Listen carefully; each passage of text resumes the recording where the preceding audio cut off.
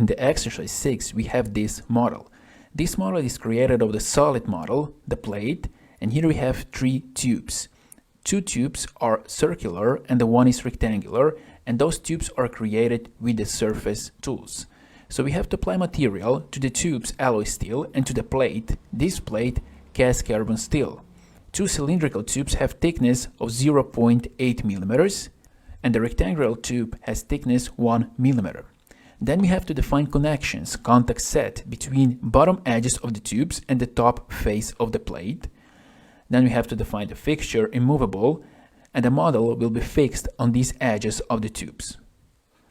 And then we have to apply force 500 newtons to this face, circular face here. We have to calculate resultant displacement of the plate in millimeters. We have to calculate what is the resultant force of the top circular edge on the right side here of this tube. And then we have to answer which force component contributes the most to the overall resultant force. So let's go to our model. So we see here we have 3 surface bodies, those tubes, and we have 1 solid body here. So first let's go to simulation, options, default options, and make sure we have SI system and newtons per meter squared. For the mesh, let's go with high quality mesh and let's click OK. Now let's define a new study. Let's name the study X6 and let's click OK. So in the first step, we have to open this and we have to apply material. So let's click on the solid body, right click, apply edit material. Let's go with cast carbon steel. Apply and close. Now let's choose surface body 1, 2 and 3 by holding Ctrl key. Right click, apply edit material. Let's go with alloy steel. Apply and close. Now if we drag here, we can see here we have a cast carbon steel and here we have alloy steel. Now let's go here to this surface body, right click, this is a rectangular surface body, and let's go with edit definition, and we're gonna have thin thickness, and let's go with 1 millimeter, like this, and let's click OK. Now we can choose this one, hold Ctrl, and this one, circular tubes, right click, edit definition, and we have thin thickness, 0.8 millimeters. And let's click OK. In the next step, we have to define connections. So let's go right click here, and let's choose contact set. For the type of the connection, let's go with bonded. And now we have to choose here those 4 edges here. This one, this one, this one, and this one. And here in this dialog box, let's choose the face of this plate. And let's click OK. And now we have new contact set. Let's repeat the procedure, right click, contact set. Let's go here with bonded. Let's choose this edge here and this face. And let's click OK.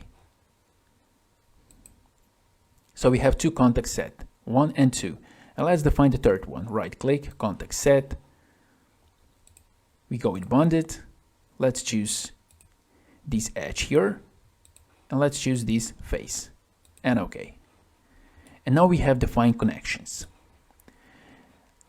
Now we have to define the fixture, so let's go right click, fix geometry, and we go with immovable, no translation. So let's choose this edge here, and those 4 edges here. This one, this one, this one, and this one, like this. And let's click OK. And now let's define a force on this face here. So let's go here to external loads, force, and we're gonna have 500 newtons, and let's choose this face. But let's go with reverse direction, like this. And now let's click OK. And now we are ready to run our study. So let's go mesh, right click, mesh, and run.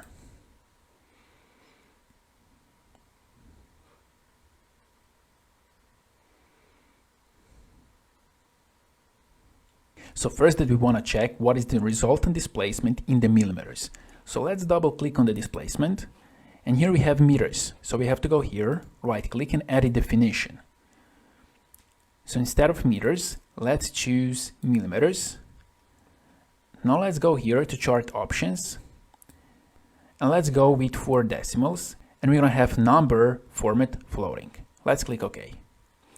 So the maximum displacement is 0.0071.